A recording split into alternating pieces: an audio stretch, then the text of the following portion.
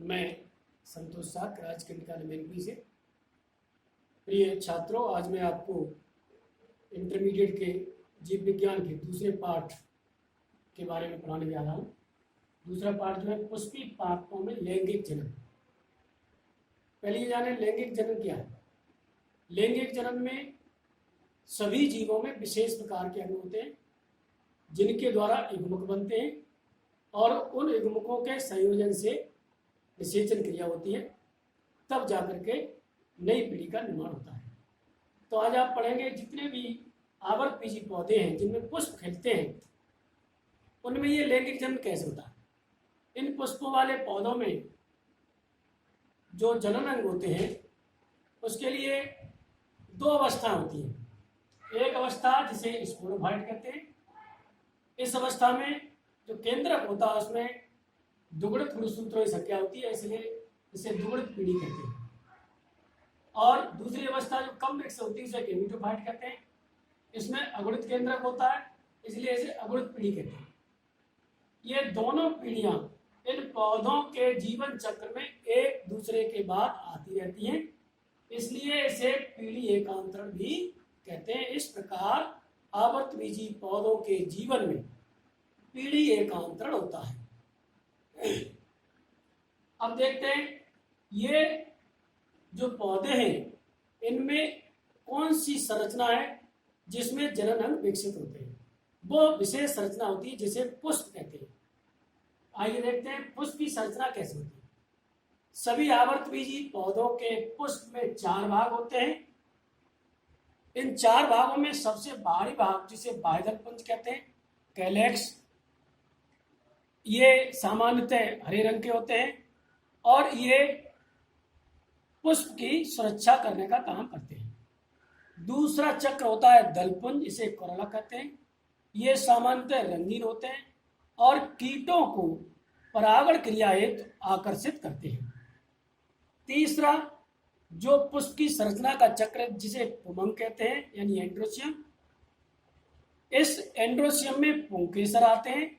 पुंकेसरों की संख्या 1 या 1 से अधिक हो सकती है। ये नर जनन अंग कहलाते हैं। इसी तरह पुष्प का चौथा भाग जायांग होता है। इस जायांग के अंदर अंडप आते हैं। अंडपों की संख्या 1 या 1 से अधिक हो सकती है। ये मादा जनन अंग कहलाते हैं। सामान्यतः जितने भी पुष्प हैं वो जनन अंगों के आधार पर 2 प्रकार के होते हैं। वे पुष्प जिनमें पुंकेसर या जायांग में से कोई एक जनन अंग उपस्थित होता है उसे एक लिंगी पुष्प कहते हैं, जैसे पपीता। इसी प्रकार वे पुष्प जिनमें पुंकेसर और जायांग दोनों जनन अंग उपस्थित होते हैं, ऐसे पुष्पों को हम द्विलिंगी या उभयलिंगी पुष्प कहते हैं, जैसे सरसों और गुड़हल और अन्य सभी अपने आप पाए जाने वाले सामान्य पौधे।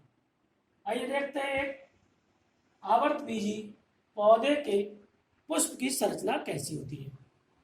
देखेंगे अभी आपने पढ़ा पुष्प, ये एक पुष्प की संरचना की लंबवत काट है। इसमें आप देखते हैं नीचे एक पुष्पग्रंथ है। ये पुष्पग्रंथ पौधे के किसी भाग से जुड़ा होता है। इसके ऊपर वाला भाग जो जुड़ा होता है इसे पुष्पासन कहते हैं। इस पुष्पासन पर दोनों ओर बाह्यदल लगे होते हैं। ये प्रथम चक्र कहलाता है। इस बाह्यदल से ऊपर की ओर जुड़े हुए ये पंखनुमा रचना होती है जिन्हें सामान्यतः पंखुड़ी कहा जाता है। इनको हम दलपुंज या कोरोला कहते हैं। ये प्राय रंगीन होते हैं और जैसा कि अभी आपको बताया था कि ये परागण क्रिया के लिए बाह्य कीटों को अपनी ओर आकर्षित करती है। तीसरा प्रमुख भाग जो नर जनन अंग है जिसे हम पुंमंग कहते हैं। पुंकेसर में 1 या 1 से अधिक पुंकेसर होते हैं। आप देख रहे हैं इनमें ये पुंकेसर लगे हुए हैं और बीच वाली ये लंबवत रचना जो है नीचे घड़े समान है। इस पूरी रचना को जायांग कहते हैं। जायांग के 3 भाग होते हैं। ऊपर घुंडी नुमा जो रचना होती है उसे वर्तिकाग्र कहते हैं यानी स्टिग्मा। लंबी सी रचना होती है नलीजुमा, उसे वर्तिका कहते हैं यानी स्टाइल। नीचे का घड़े का आकार का जो भाग है वो अंडाशय कहलाता है यानी ओवरी। इस अंडाशय के अंदर ये एक रचना है, इसको बीजांड या ओव्यूल कहते हैं। जिन पुष्पों में एक अंडाशय होता है वे एक अंडपी कहलाते हैं, जिनमें दो अंडाशय होते हैं उन्हें द्विअंडपी कहते हैं, या जिनमें दो अंडाशय से ज्यादा अंडाशय होते हैं उन्हें बहुअंडपी पुष्प कहा जाता है। इसी तरह से आप देख रहे हैं, सामान्यतः एक अंडाशय में एक बीजांड है तो एक अंडपी, दो बीजांड है तो दो अंडपी, और बहुत से बीजांड है तो वो बहुबीजांडी कहलाते हैं। आप देखेंगे बीजांड के अंदर ये एक रचना है, इसे भ्रूण कोश कहते हैं। आप देखें पुष्प के जो नर जननांग है जिसे हम पुमंग कहते हैं, पुमंग में पुंकेसर आते हैं। एक पुंकेसर की संरचना ऐसी होती है, पुंकेसर का निचला लंबा भाग पुतंत्र या फिलामेंट कहलाता है। पुष्प में ऊपर दो परागकोश होते हैं जिन्हें एंथर कहते हैं, एंथर कोश, और बीच में एक संयोजी ऊतक होता है। ये परागकोश जब परिपक्व हो जाते हैं इनके अंदर परागकण बनते हैं, जो क्रिया लघु बीजांडन के फलस्वरूप होती है। और परिपक्व परागकोश जब फट जाते हैं तो उनके परागकण इस तरह से बाहर निकल जाते हैं। आइए देखते हैं नीचे एक परागकण या लघु बीजांड की संरचना कैसी होती है। ये एक परागकण है जो लघु बीजांड जन क्रिया के फलस्वरूप परागधानी के अंदर बनते हैं। इनमें गुणसूत्रों की संख्या आधी रह जाती है, अतः ये परागकण अगुणित होते हैं। प्रत्येक परागकण के चारों तरफ एक द्विस्तरीय रचना होती है। इस द्विस्तरीय रचना में बाहरी रचना को बाह्यचोल कहते हैं, यानी एक्जाइन, और भीतरी जो स्तर होता है उसे अंत्यचोल कहते हैं, यानी इंटाइन। आप देख रहे हैं कि ये बाह्यचोल जगह जगह पर थोड़ा सा ये छुटा हुआ होता है, यानी इन स्थानों पर सूक्ष्म छिद्र होते हैं। इन छिद्रों को हम जनन छिद्र या जननपोर कहते हैं। जब ये परागकण प्रारंभिक अवस्था में होता है तो उसमें एक केंद्रक होता है, लेकिन जब ये विकसित होता है तब इसका केंद्रक एक समसूत्री बंध द्वारा दो भागों में बट जाता है। पहला वाला जो भाग होता है उसे हम वर्धी केंद्रक या वेजिटेटिव केंद्रक कहते हैं।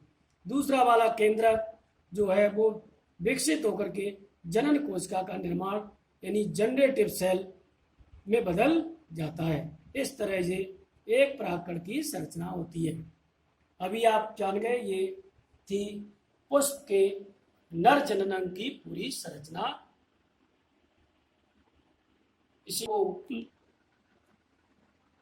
इसी के साथ मैं सभी छात्रों से ये कहना चाहूँगा कि वो इस चैप्टर को अच्छी तरह समझें और पढ़ें। जितने भी स्टूडेंट हमारे व्हाट्सएप ग्रुप में जुड़े हुए हैं, जो कंटिन्यू अपना हमें रेफरेंस भी दे रहे हैं, वो इसी तरह से नोट्स तैयार करें।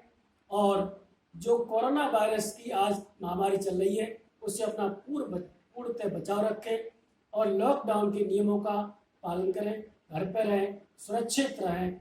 जय हिंद, जय भारत।